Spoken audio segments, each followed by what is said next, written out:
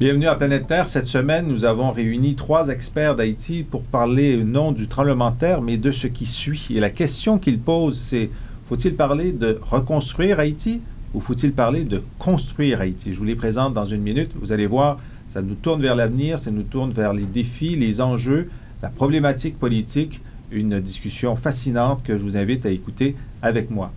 Ensuite, nous allons parler livres. Karim Beniaklef a lu pour nous une partie des mémoires d'Édouard Balladur, l'ancien premier ministre français, ses conversations avec François Mitterrand. Il en conclut le titre de son ouvrage « Le pouvoir ne se partage pas ». De mon côté, j'ai lu le récent ouvrage de Stephen Guilbeault sur l'écologie, Alerte, et je vous en dirai quelques mots essentiellement positifs. Mais d'abord, après la pause, Haïti, construire ou reconstruire?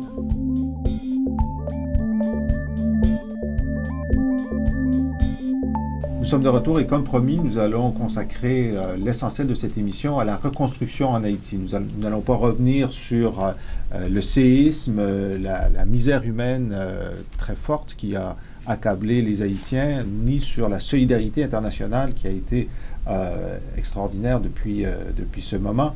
Mais nous allons nous tourner vers l'avenir et nous allons discuter des écueils, des propositions, des idées reçues, des tentatives précédentes, des ratés et des espoirs pour la reconstruction d'Haïti. Et pour nous en parler, 3 invités. D'abord, Jocelyn Coulon. Jocelyn, merci d'être à l'émission. Bonjour. Jocelyn, vous êtes directeur du réseau francophone de recherche sur les opérations de paix. Donc, des organisations internationales sont présentes à Haïti sur cette question, sur la reconstruction. Et vous avez toujours l'œil sur la géopolitique. Et il y a de la géopolitique dans la question de savoir qui va diriger cette reconstruction et comment cela sera organisé.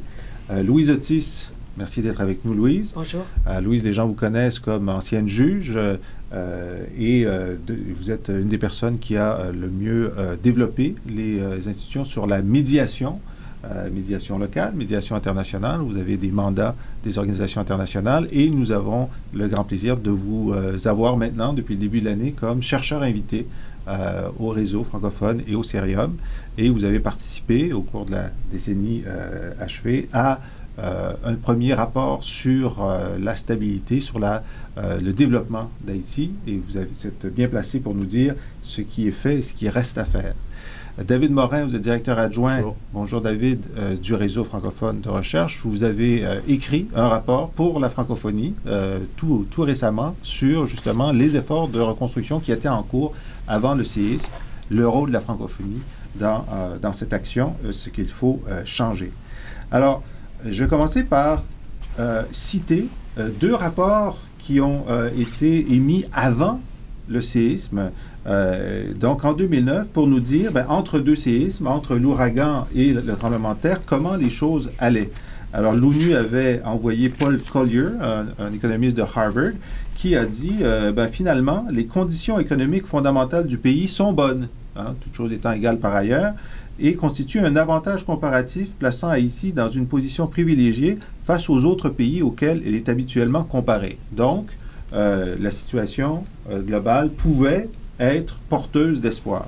Et ensuite, en avril, une délégation du Conseil de sécurité de l'ONU est allée et nous a dit, il y a des progrès dans les domaines essentiels que sont le dialogue politique, l'extension de l'autorité de l'État, y compris la gestion des frontières, le renforcement de la sécurité, l'État de droit et les droits de l'homme. Donc, pour le Conseil de sécurité, avant le tremblement de terre, les choses allaient dans la bonne direction, mais constatait bien sûr qu'il y avait une détérioration des conditions de vie de l'immense majorité des Haïtiens. Alors, je me tourne d'abord vers vous, Louise Otis, par rapport aux travaux que vous aviez faits dans les années 2000 et les recommandations. Comment est-ce que vous évaluez les progrès qui avaient été faits avant le séisme? Il y a eu des progrès, surtout, je dirais, les 2 dernières années. Mais en 2004 et 2007, ça a été très lent, de fin 2006-2007. Ça a été très lent, mais vous savez qu'Haïti a encore été éprouvé. Il y a eu des inondations et tout. Alors, ça a été plus difficile, mais les premières années ont été très lentes. Et dans le cadre de coopération intérimaire qui avait fait, si on veut, l'état des lieux de Haïti au cours des 10 dernières années, on avait des constats qui étaient extrêmement sévères sur le fait que l'aide internationale n'était pas toujours bien utilisée, sur le fait que le gouvernement, enfin les principes de gouvernance de l'État restaient quand même très flous dans leur application. Alors on mettait en garde finalement pour la reconstruction d'Haïti, parce que c'est de cela qu'on parlait. On parlait de reconstruction d'Haïti, on mettait en garde la communauté internationale, les 27 agences bilatérales qui étaient impliquées, de tenter des efforts de coordination plus grands. Et c'est peut-être le problème qu'il y aura encore ici cette fois-là. Alors, donc, le problème pour vous, c'était, et pour le groupe, c'était la coordination, l'arrimage entre l'aide internationale qui ne manque pas. C'est le problème, c'est pas un manque d'aide internationale, mais le problème, c'est d'arrimer avec le gouvernement local. Mais allez plus en détail, là. OK. Alors, si vous regardez dans le cadre de coopération intérimaire en 2004, puis il est extrêmement intéressant, je pense, pour ceux qui feront la reconstruction. Et moi, je suis tentée de vous dire la construction d'Haïti. J'aime pas tellement le mot reconstruction, parce qu'on parle tout le temps ces temps-ci du plan Marshall, qui était un plan de reconstruction de l'Europe, reconstruction des institutions économiques et plan finalement d'échange américain-européen. Mais ici, il faut le construire, ce pays-là. Parce que oui, c'est sûr que les rues ont été nettoyées. Oui, c'est sûr que les problèmes principaux qui étaient en 2004, la salubrité. Il y avait des montagnes de déchets qui étaient là depuis 8 mois. Alors, c'était vraiment... le coup d'œil était absolument terrifiant. J'ose pas imaginer ce que c'est maintenant. Alors, oui, c'est vrai qu'il y avait des problèmes qui étaient criants à identifier. Mais en 2004, on fait le constat suivant. Entre 1994 et 2004, 2,5 milliards ont été investis par les agences extérieures, donc Banque mondiale, ONU, Canada, tout ça, et par la diaspora, 4 milliards. Et qu'est-ce qu'on dit de la part qui a été fait? On dit les résultats sont très en deçà des attentes et des besoins des communautés. Les bailleurs de fonds reconnaissent un manque d'articulation, un manque de cohérence, un manque de vision stratégique dans les interventions. On met en place des structures projets parallèles qui affaiblissent l'État. Et c'est ça que moi j'ai vu. Plusieurs projets identiques menés par des personnes différentes. Ça, je l'ai vu là, je l'ai vu en Afrique. On dirait que c'est à chaque fois la même chose. Et si je peux vous citer de l'ANSET ce matin, journal médical, qui dit ce matin, on constate des efforts parallèles par des bailleurs de fonds en Haïti maintenant, qui fait que chacun veut mettre en avant son programme au lieu de, d'une manière très cohérente, se mettre ensemble pour vraiment faire une aide humanitaire débarrassé de tout narcissisme. C'est ma seule... Ça ressemble exactement à l'Afghanistan.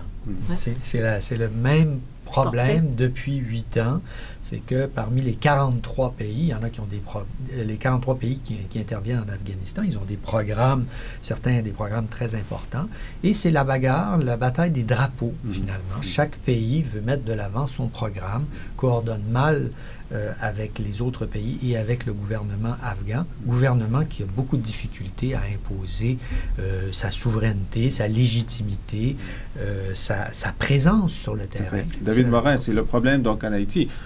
Louise Otis vient de dire 4 milliards de la diaspora. Ça veut dire que les Haïtiens qui sont un peu partout, à New York, à Miami, à Montréal, en France, qui envoient des sommes considérables, 2,5 milliards des organisations, des ONG, des bailleurs de fonds. Pas de coordination, mais la question, c'est est-ce que l'État haïtien a la volonté, et si oui, la capacité de coordonner correctement cette aide? Peut-être que pour que les auditeurs et les auditrices comprennent bien ce problème de coordination, il faudrait revenir un petit peu en amont pour juste donner une photographie de la complexité de la situation au niveau des acteurs. Vous avez d'abord le système des Nations Unies en Haïti qui se compose de 2 piliers principaux, la mission, donc la MINUSTAH, on a beaucoup entendu parler, puis après toutes les agences des Nations Unies et les fonds qui, eux, s'occupent plus des questions de développement. Ensuite, vous avez tous les bailleurs bilatéraux, le Canada, les États-Unis, la France, l'Espagne, etc. Ensuite, vous avez les acteurs multilatéraux, donc toutes les organisations, l'Union européenne, la Banque mondiale, le Fonds monétaire international, etc. Ensuite, vous avez les acteurs locaux. Là, vous avez le gouvernement haïtien, sur lequel on va revenir. Vous avez aussi, évidemment, la société civile haïtienne, dont on ne parle pas beaucoup en ce moment, mais la société civile haïtienne est une société qui vit, active, avec des organisations proactives, notamment sur la question des droits humains, sur la question des femmes, etc. Et puis, finalement, vous avez évidemment ce que vous évoquiez là, les Haïtiens de l'étranger. Donc, un des problèmes majeurs, effectivement, qui se pose est celui de l'appropriation nationale. Et là, c'est un débat où finalement, je dirais, le gouvernement et les bailleurs de fonds se renvoient systématiquement la balle.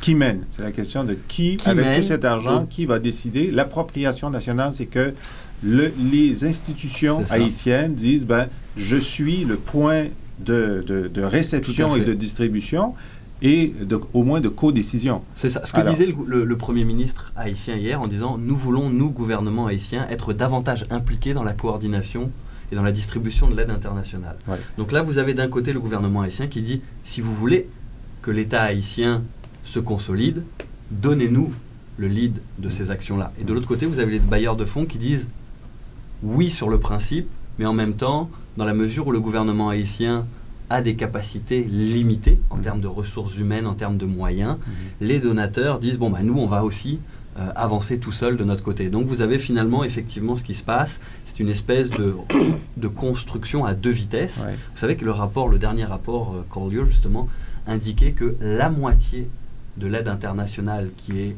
délivrée en Haïti ne passe pas entre les mains du gouvernement haïtien. Donc, directement des bailleurs vers les personnes. Mais bon, mais ça pose la question de la légitimité du gouvernement haïtien et donc de sa capacité. Les bailleurs, par exemple, on a vu l'armée américaine a dit, de toute évidence, si on ne le fait pas nous-mêmes, l'aéroport ne sera jamais ouvert. Voilà. Alors, tassez-vous, on arrive. Voilà. Bon. Alors, on peut penser que dans l'urgence, ça peut aller, mais pas dans le durable. Mais quelle est la solution à ce... Écoutez, je pense que la conférence de Montréal, qui réunit donc les ministres des Affaires étrangères, des amis d'Haïti, et qui prépare la prochaine conférence des bailleurs de fonds qui aura lieu en mars de cette année, va essayer certainement, va réfléchir, et réfléchit en fait à peut-être une prise en charge d'Haïti sur le modèle cambodgien. Je ne dis pas que c'est un modèle Qu'est-ce parfait. Que c'est le modèle cambodgien, c'est que le Cambodge, pendant 25 ans, a été plongé dans la guerre civile, dans des guerres internationales, dans la destruction de l'État, dans la prise de pouvoir par les Khmers rouges qui ont massacré plus d'1 million de personnes. Donc, ils ont complètement détruit une partie importante du Cambodge. Et pour sortir de ces affres-là, l'ONU a construit un modèle de cogestion du Cambodge, c'est-à-dire qu'on respectait la souveraineté cambodgienne. Il y avait un premier ministre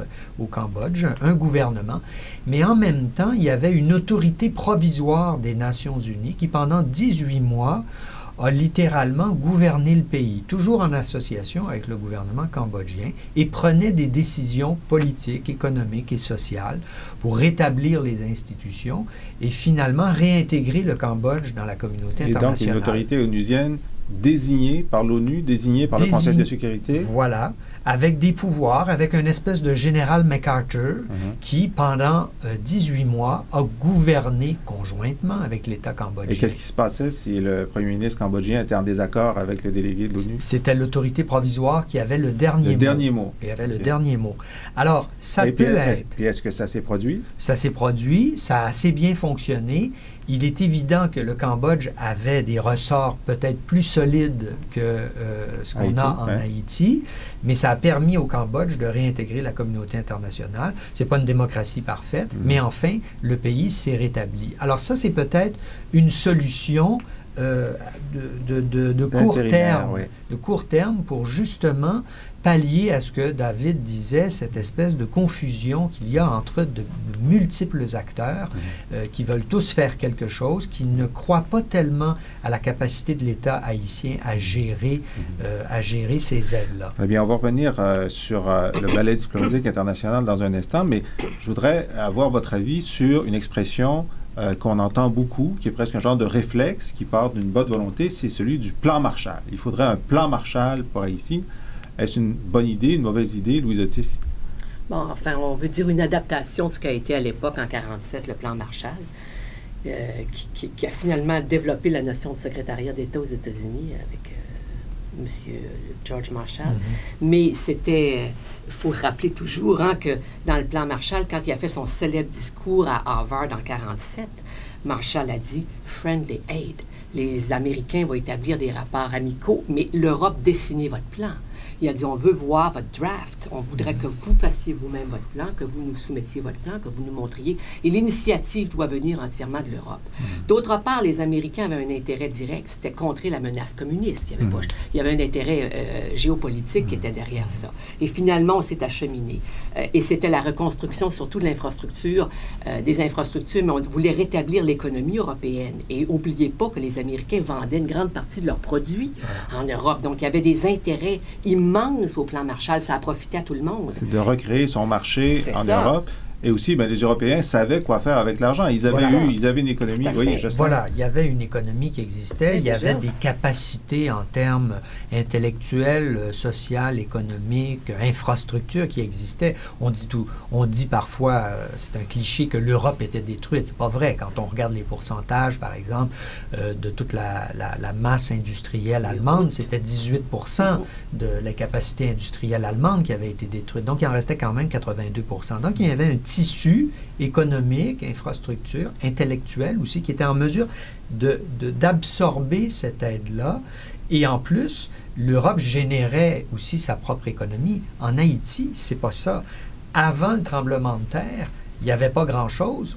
Après le tremblement de terre, il y a encore moins de choses. Donc, je pense que c'est un cliché un petit peu journalistique, un peu trop facile. On a besoin d'un plan Marshall. Mais même si on recueillait 20 milliards de dollars pour Haïti, Haïti ne serait pas capable de les absorber. Alors, qu'est-ce que les Haïtiens disent? Est-ce qu'il y a... Bon, on a vu le premier ministre qui a dit on aimerait bien être en charge de cette reconstruction. Est-ce qu'ils sont ouverts à cette idée de co-gestion, de tutelle partielle? Et comment est-ce qu'ils réagissent à tout ça? Il y a une expression créole qui dit « c'est blanc qui décide », qui est beaucoup entendue dans la société civile haïtienne, qui évidemment regarde toujours d'un œil, il y a une espèce de relation amour-haine vis-à-vis de la présence internationale en Haïti. Ce qui, moi, ressort des entretiens que j'ai eus avec le gouvernement comme avec les organisations de la société civile, c'est que d'un côté, il y a une sorte d'acceptation de la présence internationale en disant, bon, on sait que pour l'instant, en l'état, c'est un moindre mal, on n'a pas le choix de l'accepter. Et de l'autre, il y a toujours quand même, vous savez, l'histoire d'Haïti, ce premier pays indépendant qui a toujours nourri une méfiance viscérale à l'égard de la présence internationale, etc. Donc, qui voit évidemment toujours d'un mauvais œil cette implication de la présence internationale. Mais je voudrais dire qu'il y a quand même un document cadre qui existe, qui est le DCNCRP, donc le document cadre pour la croissance et la réduction de la pauvreté, qui pose les bases de la construction et du développement en Haïti de 2008 à 2010. Donc ce document-là n'est pas parfait, il faut l'opérationnaliser. Qu'est-ce qu'il dit sur la relation externe-interne de la décision? Il explique évidemment, et c'est ce que disent officiellement tous les acteurs internationaux, que la responsabilité première du développement haïtien incombe au gouvernement haïtien et aux institutions haïtiennes. Est-ce que c'est un vœu pieux? Tout le monde s'entend à dire que non, je ne pense pas que ce soit un vœu pieux. Si on renonce à ça, on renonce un jour à avoir un État haïtien solide. Sauf que là, ça c'était avant le tremblement de terre. Ouais. Le jour où la moitié des ministres disparaissent dans le tremblement de terre, une partie de la fonction publique est littéralement décapitée, les institutions n'existent plus, ou presque. Là, il faut pallier à l'urgence. C'est pour ça que je vous citais le cas du Cambodge, où effectivement les Khmers rouges avaient tué une bonne partie des élites cambodgiennes, etc. Donc il fallait, tant dans le processus politique que dans l'accompagnement économique, une espèce d'autorité provisoire, justement, qui accompagnait les Cambodgiens. Et cette autorité, elle a été limitée à 18 mois. Donc, les Cambodgiens savaient qu'ils n'étaient pas occupés. Et c'est vrai que les Haïtiens ont cette peur de l'occupation étrangère. Il ne faut quand même pas oublier que les Américains ont occupé Haïti pendant 20 ans, au début du 20e siècle. Alors, il y a toujours cette histoire très présente à Haïti. Alors, peut-être qu'on trouvera un mi-chemin, là. Et lorsque Aristide a démissionné, dit-on, mais évidemment été conduit et chassé selon l'autre voie. Il y a eu beaucoup de mécontentement dans la population et même à l'intérieur de tout le CARICOM, qui est l'ensemble des pays des Caraïbes. Tout le monde a peur un peu de la présence américaine en disant quand est-ce que ce sera notre tour. Donc, malgré les failles du régime Aristide, qui étaient énormes, les gens restaient quand même très méfiants par le fait qu'on avait chassé un président démocratiquement élu. Et il y avait une violence énorme partant des Gonaïves à cette époque-là. Alors, mais maintenant, on n'est pas à la reconstruction. Je regardais, on a 500 000 personnes qui sont dans 447 abris temporaires, dont plusieurs sont même pas identifiés. On a 1,5 million de sans-abri. On vient de mettre dans des fosses communes 75 000 personnes décédées. Alors, c'est tellement immense. Alors, on est vraiment au premier stade de l'aide humanitaire, vivre, aide médicale, eau, c'est tout ce qu'on est, géré par l'armée américaine avec toutes les réserves qu'on entend, mais je pense que c'est encore la meilleure manière de fonctionner. On n'est même pas au niveau de penser un plan de reconstruction. On le prévoit pour un peu plus tard, mais maintenant, on gère vraiment la survie. Puis en plus, c'est que sur la légitimité du gouvernement haïtien, normalement, il devait y avoir des élections présidentielles en novembre de cette année, où René Préval aurait été contesté. Donc, tout ça fragilise. Bon, alors Jocelyn, on va se tourner vers donc cette fragilité et cette volonté d'aider, et dans l'aide, cette volonté de décider. Voilà. Alors, on a eu déjà des tensions au cours des derniers jours entre le gouvernement américain et le gouvernement français. Alors, M. Obama qui a dit, bon, ben moi, je pense que c'est important que les États-Unis, bien sûr, le Brésil, il a nommé un troisième pays. Peut-être le Canada. Ah oui, le Canada. Il a nommé le Canada, soit co-directeur de cette aide internationale. Alors, la France a dit, ben, et nous? Oui. Bon.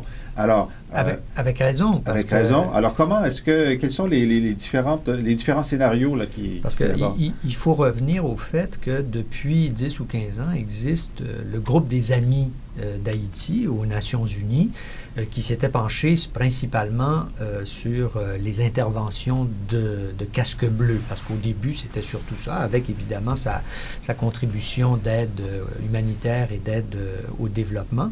Mais le groupe des Amis d'Haïti, qui comprend aussi d'autres pays comme le Venezuela, le Mexique, et depuis qu'ils sont impliqués en Haïti, le Brésil, l'Argentine et le Chili, ces pays-là décident conjointement des actions en Haïti. Alors, c'est sûr qu'après le tremblement de terre, ce groupe de pays aimerait bien être au centre de la construction ou de la reconstruction d'Haïti. Et je ne crois pas que... Peut-être que là, il y a eu un petit peu une erreur de la part d'Obama d'avoir dit le groupe le noyau, c'est le Brésil, le Canada et les États-Unis.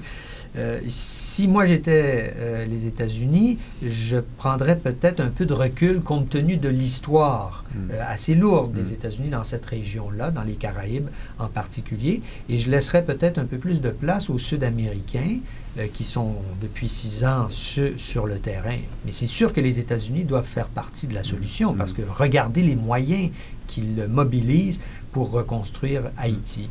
Alors, je signale simplement que le Sénégal a proposé de rapatrier un grand nombre d'Haïtiens au Sénégal, donc à leur point de départ. Je ne suis pas certain que ce soit la meilleure solution. Vous savez que le Libéria a été créé comme ça. Hein? Avec des esclaves américains. Des anciens esclaves américains qui se sont difficilement adaptés aux conditions. Alors ça signifie que dans la conférence internationale des bailleurs de fonds en mars, il y aura donc un genre de rapport de force pour savoir qui fera partie du comité de co-direction ou de directoire ou de tutelle. D'ici à mars, je crois on se sera entendu pour arriver à cette conférence unie et avec un plan.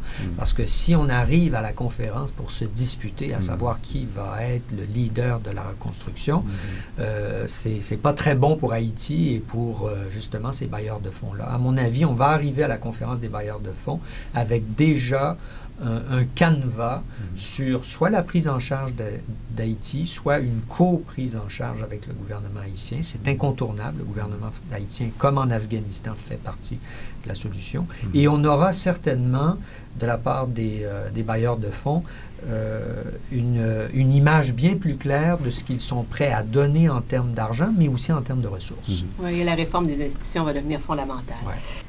Ça fait 1 an qu'il manque un juge à la Cour suprême en Haïti. C'est pas rien, la Cour suprême. Je dis toujours, quand je participe à des plans de réforme de justice, c'est le seul garantie qu'on donne aux investisseurs privés qu'en bout de ligne, en bout de course, si les tribunaux ont des problèmes de corruption au bas niveau, on a au moins la Cour suprême qui est la garantie finale, qu'il y aura une justice. Et il manque un juge sur combien de juges? Il manque un juge sur un certain nombre de juges ensuite, mais il y a un problème entre la présidence et le ministère de la Justice. On nomme qui? On ne s'entend pas.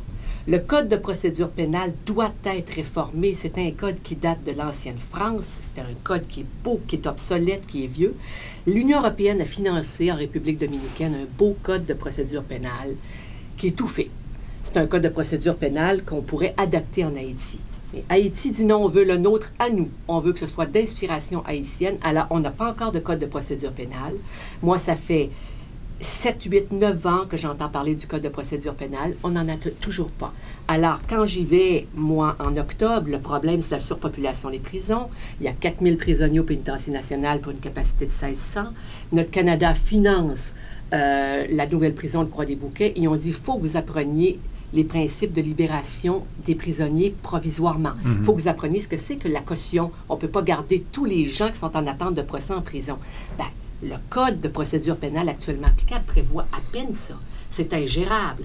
Donc, voyez-vous, ça, c'est juste c'est tout petit ce que je vous donne. Et c'est pour vous dire que les institutions, Parlement et Sénat, sont souvent paralysées. On interpelle comme on a interpellé la première ministre en Chambre, et lorsqu'elle est interpellée, elle peut être défaite à tout moment.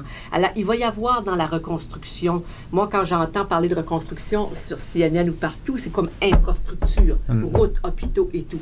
Si on n'est pas capable de reconstruire également les institutions pour qu'elles soient plus flexibles, plus malléables, qu'elles soient capables de bouger rapidement, on n'ira encore nulle part. Alors, c'est une construction majeure qu'il faut faire en Haïti. Puis l'État de droit va devenir fondamental. Alors, ce qu'il faut espérer aussi, c'est peut-être que le tremblement de terre ait provoqué un choc intellectuel et psychologique dans les élites. Et je le crois. Moi, je le crois. Remarquez que, bon, au Japon, après un choc nucléaire, ce sont les Américains qui ont écrit la Constitution. Voilà. Et ensuite, on dit, ben, vous la modifierez si vous le voulez. Ouais. Dans ce cas-ci, il y a des parlementaires qui ont survécu au tremblement de terre. Est-ce qu'on peut dire, mais écoutez, en co-gestion, on va réécrire un certain nombre de lois de façon intérimaire pour fonctionner et ensuite vous les modifierez? Est-ce que c'est envisageable? Sans usurper l'autonomie de la nation haïtienne. Puis moi, je crois fortement, parce que dans le plan de réforme de justice, moi, j'ai toujours préconisé qu'on doive leur donner l'aval et que nous allons rester en support, faire de la formation, mais on ne peut pas, on peut pas penser à un moment, à cause de cette fierté-là, on ne peut pas penser finalement prendre le contrôle de l'État haïtien. Mais la fierté, et puis je trouve que c'est le mot exact, elle existait aussi au Japon. Oui. Hein? Les Japonais, Japonais étaient prêts. Défaits. Et voilà. Ouais. Alors ça, c'est le grand... L'humiliation. C'est le mot. Alors que là, ils sont victimes. Ils sont victimes de catastrophes. Alors, est-ce que c'est le même type de choc? La défaite est un choc. Le tremblement de terre est aussi un choc, c'est-à-dire la réalisation qu'il n'y a plus personne, que les élites ont été décapitées, que le pays est détruit et que peut-être que là, il est temps d'arrêter de se disputer sur cette souveraineté qui donne, entre guillemets, pas grand-chose et accepter peut-être une co-tutelle. C'est un peuple remarquablement intelligent. David Morin, je retourne vers vous parce que l'omission de la France dans la liste des pays qu'a donné Obama est intéressante. On sait que les rapports ne sont pas très bons entre M. Sarkozy et M. Obama, mais quand même, la force principale et la plus logique de présence en Haïti avant le tremblement de terre, c'est la francophonie. Dans votre rapport, vous parlez d'à peu près 11 000 personnes au sens large qui interviennent au niveau de la justice, au niveau de la gouvernance, au niveau de l'aide. Et donc, je vous pose la question, est-ce que la francophonie joue un rôle à la hauteur de la capacité qu'elle aurait de mieux accompagner, compte tenu de la proximité linguistique, le progrès en Haïti. Je pense que cette omission de Barack Obama traduit bien finalement la situation du fait francophone en Haïti. Et il faut que les Français, la France, mais aussi tous les amoureux de la francophonie se rallient à ce constat cruel que le fait francophone recule en Haïti. D'abord sur le plan linguistique, oui, il y a un bilinguisme officiel en Haïti. Les élites parlent français. De fait, la langue quotidienne et la langue parlée par tous les Haïtiens, ça n'est pas le français, c'est le créole. C'est le créole, mais ce n'est pas l'anglais non plus. Malheureusement, vous avez 2 millions d'Haïtiens aux États-Unis, en Floride et à New York, ce qui fait que de plus en plus dans les rues, tous les enfants que vous croisez sont capables de vous dire quelques mots en anglais. Et pas forcément en français. La langue, le français, reste en Haïti pour l'instant une langue écrite. Élite. Et des élites. Et puis elle a évidemment une connotation historique importante sur laquelle je ne reviendrai pas. Ça, c'est le premier aspect. Le deuxième aspect de cette francophonie au niveau de la mission des Nations Unies en Haïti, vous disiez sur 11 000 personnes, le tiers à peu près parle français. Alors au niveau des militaires, par exemple, il n'y a aucun militaire qui provienne de pays francophones en Haïti. Incroyable. Aucun. Pourquoi? Il y a peut-être 2 Français et 4 Canadiens sur les 7000 militaires. L'essentiel vient d'Amérique latine. Donc ça, c'est une première chose. Au niveau des policiers, vous avez à peu près le tiers des policiers qui viennent de pays francophones et peut-être la moitié qui parlent français, qui sont souvent déployés en région, évidemment. À Port-au-Prince, on conserve ceux qui ne sont pas très bons en français, on les met plutôt dans les administrations. Puis au niveau des civils, c'est un petit peu le même constat. Donc, la présence francophone en Haïti, non seulement, je dirais, en termes numériques est assez déficiente, mais en plus, elle manque de cohérence. Et alors là, on en vient évidemment au rôle de la francophonie avec un grand F. Donc, la francophonie a une antenne régionale pour la Caraïbe à Port-au-Prince, qui est assez active, probablement que Louise Otis pourra en dire un peu plus au niveau du programme de renforcement de la justice. Il y a également un bureau régional de l'agence universitaire de la francophonie que j'ai visité, qui est assez actif aussi.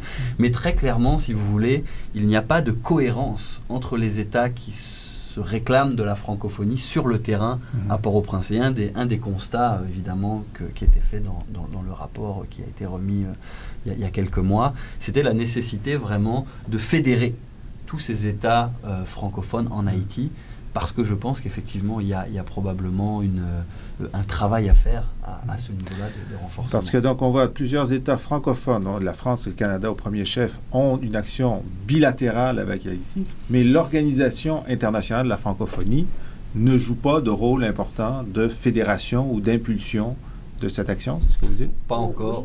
En justice? En justice. En justice, un des résultats du cadre de coopération intérimaire a été d'investir dans le secteur de réforme de justice. J'avais participé, en fait, j'ai fait le drafting je m'excuse de l'anglicisme. Le brouillon, vous voulez dire, Louise. Oui, bien sûr.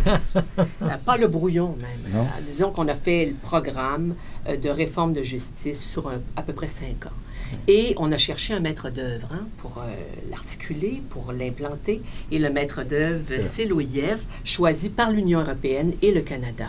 Alors, avec un premier programme de 3 ans. Alors, l'OIF a donc dépêché un coordinateur général et qui s'est installé à Port-au-Prince. Et ça fait un bon 3 ans, puis le mandat a été renouvelé. Et l'OIF a mené des opérations réforme de justice, principalement au niveau de formation des juges de paix. Et ça aussi, ce programme-là était quand même assez lent à démarrer au début, comme presque toutes les actions, parce que c'était assez difficile aussi au début de démarrer. Mais maintenant, le programme est quand même bien démarré. Et donc, l'OIF, il joue son rôle et la présence est en français. Mais lorsqu'on regardait, nous, parce qu'on propose avec un groupe extraordinaire, notre groupe canadien, quand même, Avocats sans frontières, un groupe très dynamique de jeunes avocats qui sont actuellement implantés à Haïti pour la réforme de la justice et qui travaillent de pair avec OIF dans un des projets. Il disait, ouais, on ne peut rien faire si on n'a pas de créole. Parce que comment atteindre la population? Donc, on va avoir besoin d'avocats créoles, d'avocats québécois qui parlent créole et de juges ou décideurs québécois qui parlent créole. On ne peut pas s'en aller là en français. On ne sera pas écouté, on ne sera pas compris.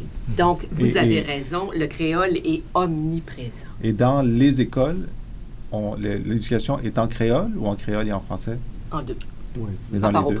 À Port-au-Prince. Mais moi, quand j'ai fait le tour et quand je suis sortie du pays de la grande capitale, vraiment, c'est créole. Et on voulait implanter, on a fait une étude de faisabilité pour implanter je vais vous le dire en français, des relais de justice.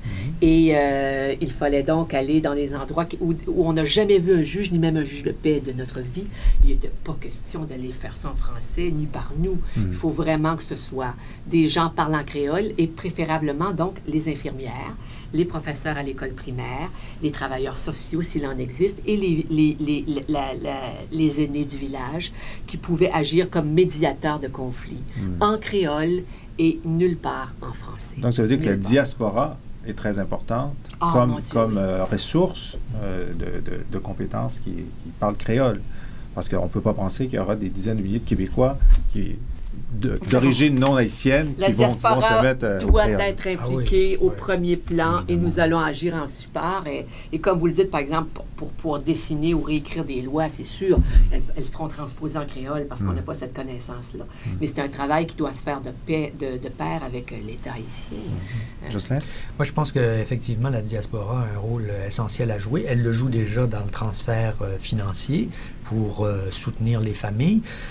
Il faut maintenant se poser la question, encore là, est-ce que le tremblement de terre est un choc suffisamment violent pour inciter les gens de la diaspora à déménager de Montréal, New York et Miami pour s'installer à Haïti, pour aider Haïti? Parce que ça, c'est le même problème depuis 1986-90, depuis les premiers bouleversements politiques en Haïti. Ça a toujours été de dire, est-ce que les Haïtiens de l'étranger vont venir aider leur pays? On se rend compte qu'il n'y en a pas beaucoup qui le font. Pourquoi? Ben parce qu'ils sont établis depuis 20, 30 ou 40 ans à Montréal, à New York et à Miami. Ont-ils envie de perdre leur emploi sur place pour aller travailler 1 an, 2 ans, 3 ans en Haïti? C'est le même, c'est cornélien pour eux. C'est cornélien, puis c'est une question que chacun, très personnel. doit moi, j'ai presque l'impression que ça va se produire. Alors, moi, en 2004, l'espérer. quand je suis allée, il était arrivé une génération depuis quelques années. Je pense à mon ami Vic Samar, qui était encore là, qui a survécu, qui a été chef de cabinet du ministre de la Justice, qui est maintenant vice-président de la Banque nationale.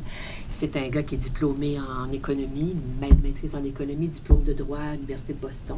Il a quitté un milieu très confortable, il s'est installé avec sa famille et il y est depuis. Et il m'écrivait hier encore, le peuple haïtien doit voir lui-même à sa construction. On a besoin de vous, mais c'est d'abord et avant tout la volonté du peuple haïtien. On va terminer sur cette note. Louise Otis, merci beaucoup d'avoir été là. David Morin, Jocelyn Coulon. Merci. Et on termine avec une plage musicale qui s'impose. C'est cette chanson qu'un grand nombre de chanteurs français, francophones, dont notre ami Anthony Cavana, ont enregistré ces derniers jours en France. Ça s'appelle Une chanson pour Haïti, du collectif Un geste pour Haïti. Haïti! Ensemble, agissons pour Haïti. Un petit geste derrière peut tout changer. Mais faut-il qu'on attende que la terre tremble, que la terre s'ouvre, pour que nos cœurs s'ouvrent aussi?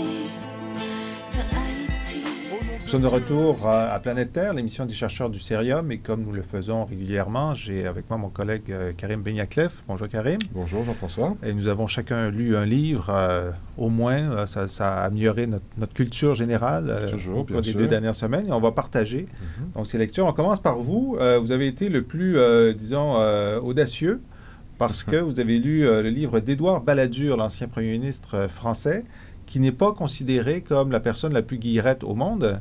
Ce n'est pas faux. Et le livre s'intitule « Le pouvoir ne se partage pas, conversation avec François Mitterrand » parce que, alors François Mitterrand qui lui était extrêmement intéressant, parce que Édouard Balladur de droite a été premier ministre de Mitterrand, socialiste, pendant 2 ou 3 ans. Pendant 2 ans, en fait, presque 2 ans et quelques, 1993-95, l'élection présidentielle. Balladur, qui avait été avant secrétaire du Premier ministre Georges Pompidou, ensuite à son cabinet quand Pompidou est devenu président. C'est là qu'il a connu son ami de 30 ans, Jacques Chirac. On se souviendra de cette expression qui avait été très utilisée par les supporters de Jacques Chirac pour dénoncer Balladur, notamment, j'y reviendrai. Et il a été ancien ministre des Finances quand Jacques Chirac lors de la première cohabitation avec Mitterrand 86-88, puis Premier ministre, comme vous le dites, de la deuxième cohabitation. Et l'objet essentiel de son livre porte sur cette deuxième cohabitation, sur son action comme Premier ministre avec François Mitterrand, et aussi sur ses rapports avec les hommes politiques. Parce qu'Édouard Balladur a une horreur des hommes politiques. Ah. Il a même un mépris de la chose politique. Il se considère au-delà de cela. Il est, dit-il, un homme libre. Par conséquent, tous les arrangements politiques, etc., ne lui plaisent pas. Ce qui est quand même un petit peu ironique. Parce qu'il est très malheureux. Il a, si on calcule toutes ces années en politique, parce que bon, il était au Conseil d'État, il a fait un peu de secteur privé, mais si on calcule, il a fait presque 40 ans de politique au compteur. Pour quelqu'un qui n'aime pas la chose, c'est un peu délicat. Mais il a un mépris pour la race des hommes politiques, prêt à toutes les compromissions. Je vous cite un petit extrait parce que vous allez voir. J'avais trop remarqué combien les hommes politiques sont influençables. J'ai toujours eu le désir de ne pas baigner dans un petit milieu replié sur lui-même, tel le milieu politique, qui fatalement pèse sur le jugement. Toujours, j'ai éprouvé le besoin de me tenir à l'écart, non pas à l'abri, mais libre. Cette obsession de la liberté est récurrente chez Balladur. Et aussi, bon, évidemment, il tord le cou à cette fameuse rumeur qu'il y aurait eu un accord entre Jacques Chirac et Édouard Balladur en 1993, quand la droite a été élue triomphalement aux législatives en France. La rumeur avait été coulée par Jacques Chirac. Par Jacques Chirac. Replaçons les choses. Oui. Donc, François Mitterrand, président socialiste en fin de mandat.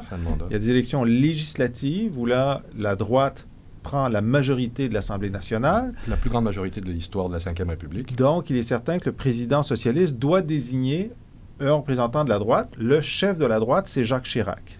C'est Jacques Chirac, mais alors, Jacques Chirac a fait couler donc la rumeur selon laquelle il y aurait eu un accord entre Balladur et Chirac, à Balladur Matignon, donc le poste de Premier ministre pendant la cohabitation, et à Chirac l'Élysée, donc la présidence en 1995. 2 ans après, lors de l'élection. 2 ans après. Ouais. Balladur dit que c'est complètement faux. Puisque la liberté est au cœur de mon action, jamais je n'aurais pu m'engager de cette manière, tel que le précise Jacques Chirac. Donc il le nie véhémentement. Et là, ce qui se produit, c'est que Balladur, Premier ministre, devient très populaire. Il décide de devenir candidat à la présidence. Chirac se présente aussi à la présidence. Tout le monde pense que ce sera Balladur contre, à ce moment-là, Lionel Jospin. Et puis, finalement, Chirac réussit à remonter la côte. Et à éliminer il remonte Balladur. La côte grâce notamment à un certain Jacques Pilan, sur lequel on reviendra peut-être dans une prochaine émission. Mm-hmm. Mais effectivement, Balladur avait... alors, ce qui est amusant dans ces conversations avec François Mitterrand, c'est que François Mitterrand, même s'il est en fin de vie, il est très malade, il sait très bien qu'il ne se représentera plus, il est encore affamé de politique. Mais pas affamé de grandes politiques, affamé des petits jeux politiques. Ah oui. Alors il se complaît, notre ami Mitterrand, si je puis dire, à jeter de l'huile sur le feu et à semer la discorde en disant à Balladur qu'il est le meilleur, que Chirac c'est un amateur, qu'il n'a pas l'étoffe d'un chef d'État, que Giscard a raté le train, que c'est terminé pour lui. Il paraît qu'il disait la même chose aux autres. Et effectivement, on apprend aussi que, bon, alors évidemment, Balladur n'est pas dupe de ce jeu, et en même temps, évidemment, il fait à peu près la même chose avec d'autres. Alors, il y a une anecdote qui est rapportée par Balladur, et que j'ai relue dans un autre livre, ce fameux livre sur Jacques Pilan, sur lequel on reviendra, qui donne 2 sons de cloche assez différents. Alors, à un moment donné, nous sommes à la fête de la Libération, et le maire de Paris, qui est Jacques Chirac à l'époque, reçoit le président de la République et le Premier ministre Balladur dans son box, place de la Concorde. Et il est de tradition, apparemment, que le président de la République signe le livre d'honneur du maire de Paris quand il y a des occasions communes. Alors, Balladur se plaint de ça, parce qu'à un moment donné, effectivement, Mitterrand, tout sourire avec Chirac, s'éclipse pendant une vingtaine de minutes pour aller signer le fameux livre et revient. Apparemment, pendant ces 20 minutes, il ne s'est rien passé. Okay. Mitterrand a signé le document, il est descendu avec un sourire. Mais Balladur et ses supporters ont cru là que Mitterrand avait joué le jeu de Chirac et l'appuyait secrètement. Enfin bon. Alors finalement, c'est un peu cette histoire tout au long de ce livre. Ce n'est pas le livre le plus fascinant qu'on ait pu lire, mais il y a quelques éléments. Mais pour quelqu'un qui se disait libre et au-dessus des petites manœuvres, de prendre la mouche pour cette anecdote montre que non, au contraire, il y était complètement plongé et très sensible à la moindre expression d'intérêt. Il se donne le beau rôle, il veut apparaître comme un serviteur de l'État, loin des vicissitudes politiques, mais bon, finalement, c'est ce qui l'aura éliminé de la course, puisqu'il n'a pas pu tenir son rang dans la course. Et ce qu'on voit avec ce livre, c'est pas tellement l'empreinte de Balladur, mais l'ombre de Mitterrand. C'est que, alors qu'on est à quoi? Il est mort en 96, donc... à 18, 24 mois de sa mort. Voilà. Et avec le recul, nous sommes maintenant à 15 ans plus tard, on parle encore de lui. Il est encore celui qui détermine, en fait, les mémoires de ses successeurs, des hommes politiques. De droite, en plus. De droite, les politiciens français de droite sont fascinés par le grand fauve Mitterrand. Voilà. Qu'ils sentent un peu des leurs. Ils sentent qu'il est un peu des leurs, finalement. Mais que, bon, par... certains diraient machiavélisme, enfin d'autres pourraient parler de ruse, ou d'autres simplement d'être un manœuvrier. Mais enfin, bon, Mitterrand a été... finalement, la force de la gauche. Et vous, mon cher Jean-François, avez lu justement aussi un livre sur une autre facette de la politique, cette fois-ci l'écologie, qui est devenue une force politique majeure. Tout à fait. Alors, on change de registre, on change de génération, on change de sujet. Stephen Guilbeault a publié à la fin de l'automne « Alerte, le Québec à l'heure des changements climatiques ». À cette émission, on parle d'international et il en parle énormément. Je recommande ce livre parce que, d'abord, Guilbeault est un très bon vulgarisateur. C'est pas un livre qui est en pointe, c'est pas un livre de spécialiste, c'est un livre où il a décidé d'expliquer aux lecteurs intéressés la question environnementale, quelle est la nature du problème. Il part que ce soit pour les changements climatiques ou la biodiversité ou la pollution, il explique du plus petit au plus grand comment ça se passe de façon très intelligible. Et ensuite, c'est intéressant parce qu'on est au lendemain de Copenhague qui a été essentiellement un échec. Il nous explique quand même la progression et sa participation personnelle comme participant, mais souvent comme spectateur, négociateur, aux négociations sur le changement climatique depuis le début. Et on se rend compte que si on peut se désoler de la petitesse de l'entente de Copenhague, quand on regarde avec un peu de recul, on voit qu'il y a un progrès considérable quand même au cours des 20 dernières années sur la prise de conscience et le nombre d'accords, des avancées. Mais il ne rapporte rien sur Copenhague, ça a été publié avant. Non, ça a été publié juste avant, tout à fait. Ce qui est intéressant aussi dans cette période où on pourrait être un peu pessimiste, c'est le caractère très pragmatique de Stephen Guilbeault. Ce n'est pas un catastrophiste, c'est quelqu'un de très inquiet, il a raison de l'être, mais il n'est pas catastrophiste. Et lorsqu'il trace, quand il brosse le tableau des solutions qui sont sur le point d'arriver ou qui sont en projet pilote, y compris au Québec, dans toute la dernière partie, on se dit il se passe beaucoup de choses. Il y a beaucoup de solutions qui sont en train d'être développées, il y a beaucoup de gens qui travaillent là-dessus, ce qui fait qu'on ressort du livre assez encouragé. Et donc, c'est un bon livre à lire dans l'après-Copenhague, je vous le recommande. Pour reprendre un peu le moral. Tout à fait. Finalement, il démontre aussi que le travail fait par la société civile, certains fonctionnaires internationaux, qui n'est pas forcément médiatisé au jour le jour, a des résultats. A des résultats, disons met la table, le travail, lui, est centré sur les ONG, le travail des ONG, mais aussi, il explique le travail des entrepreneurs verts. C'est quelqu'un qui est assez écuménique. D'ailleurs, il le dit que certaines de ses positions jugées trop pragmatiques par des collègues écologistes plus radicaux lui font en sorte qu'il est parfois pointé du doigt comme quelqu'un qui est vendu au capital ou vendu, par exemple, il y a des écologistes qui sont contre l'idée du marché du carbone. Alors lui, considère que ce marché a des limites, mais que c'est quand même un instrument positif, probablement le principal instrument pour réduire les changements climatiques. Alors, c'est pour ceux qui pensent, peut-être comme Jacques Brassard, le blogueur du Saguenay, que Guilbeault est un illuminé, le nouvel archevêque, ça nous donne un personnage qui est beaucoup plus posé, terre à terre, nuancé, mais déterminé. Un programme politique pour M. Guilbeault ici dans ce livre? Je sais que tous les partis l'ont approché, mais son épouse semble avoir le dernier mot sur ces questions. Très bien. Alors, on a le choix pour la plage musicale, mais je reviendrai du côté de Balladur et on devrait aller directement à Douce France, le pays de mon enfance. De Charles Trenet. De Charles Trenet. Absolument. Très bien. Karim, merci beaucoup. Merci. Et on écoute Charles Trenet, Douce France. Il revient à ma mémoire des souvenirs familiers. Je revois ma blouse noire lorsque j'étais écolier. Sur le chemin de l'école, je chantais à pleine voix des romances sans paroles, vieilles chansons d'autrefois. Si vous êtes intéressé aux livres dont nous avons parlé ou aux biographies des personnes que nous avons interviewées, vous allez sur le site cerium.ca, cliquez sur Planète Terre et vous pourrez avoir ces informations. Par ailleurs, vous y verrez aussi les annonces des conférences publiques qui s'en viennent au Cerium. Elles sont ouvertes. Nous vous invitons à venir y assister. Vous pouvez aussi voir sur le site les vidéos des émissions précédentes de la série Planète Terre. Je remercie l'équipe technique, Luc Laflamme, Ognyan Guerguiev et Jean-François Da Silva Larue. Et je vous souhaite une bonne semaine et à la semaine prochaine.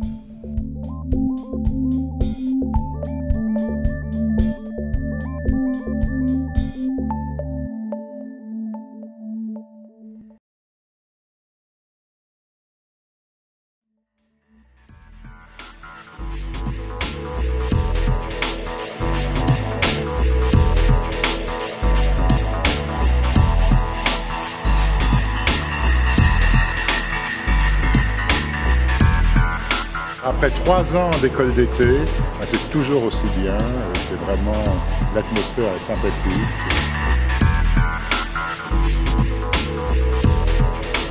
C'est une chance vraiment unique pour nous de pouvoir essayer de parsemer encore plus notre éducation.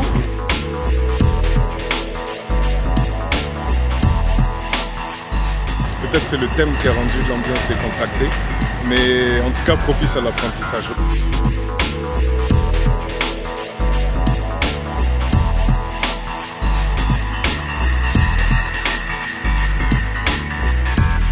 J'apprends énormément de choses sur mon propre travail. Je trouve que c'est enrichissant. Et les messages, les nuances qu'on essaie de faire passer sont vraiment très très bien intégrés par les étudiants. Au bout d'un moment, il se crée une espèce de communauté, ce qui fait qu'on a un certain nombre de questions qui, même si elles ne sont pas au programme, viennent traiter dans le cadre des discussions. Je me rends expert moi-même en faisant ça.